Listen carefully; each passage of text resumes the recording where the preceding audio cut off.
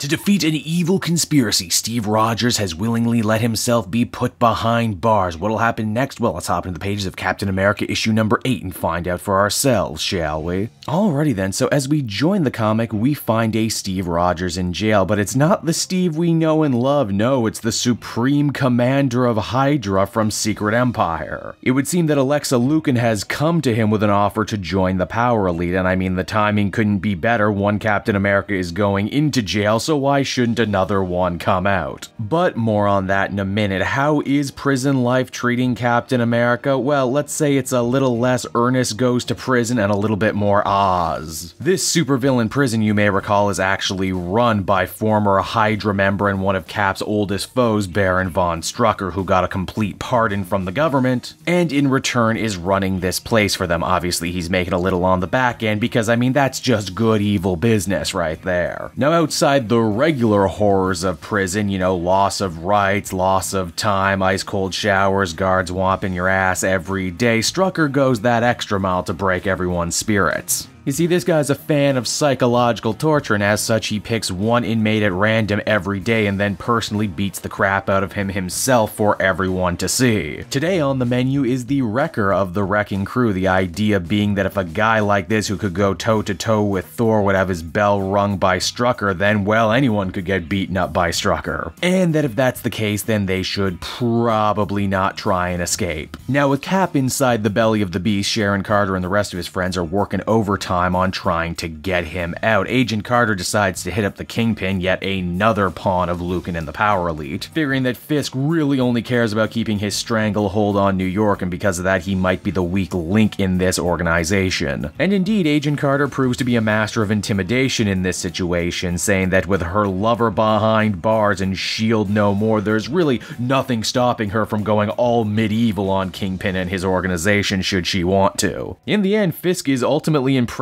by this level of tenacity, saying, geez, I should hire you next. He offers her up a flash drive with all the information he has on Lukin and the Power Elite because, hey, this is a team of villains we're looking at here, and they are nothing if not paranoid of each other as much as the heroes. Now, how does Yard Time suit Steve?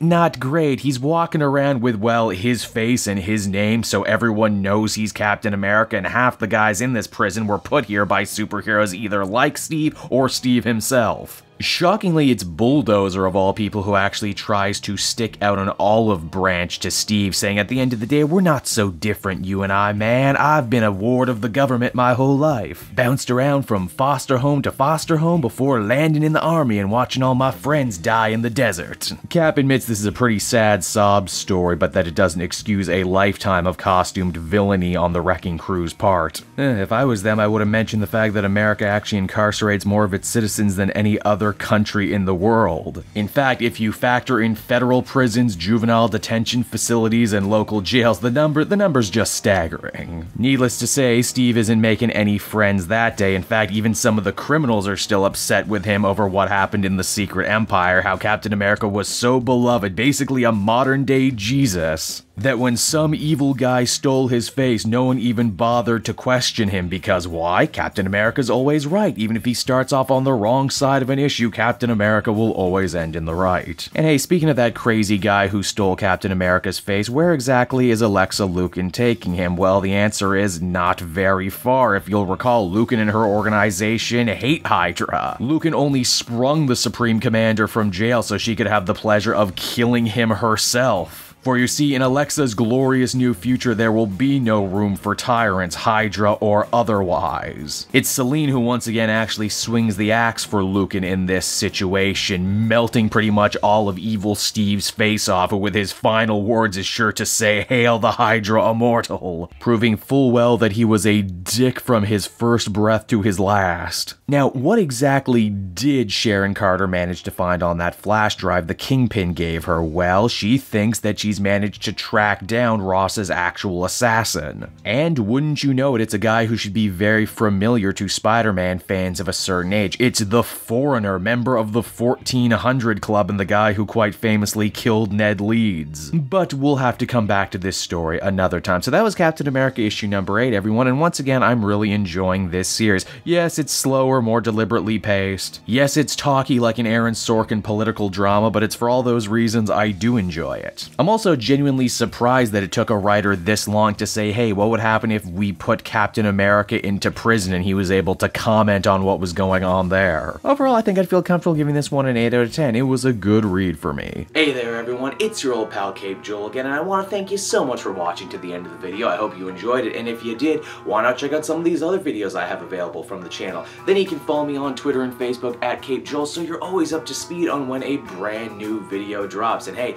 if you really like what I do, you might want to become a patron. Patrons get exclusive access to videos and content before anyone else, and they can do so for as little as $1 a month. Enjoy video and audio versions of the Comic Multiverse podcast and other videos before they drop here on YouTube. Heck, interact with me closer than ever before. You get all this when you become a patron. And with that, thank you so much again, everyone, and I will see you all again next time.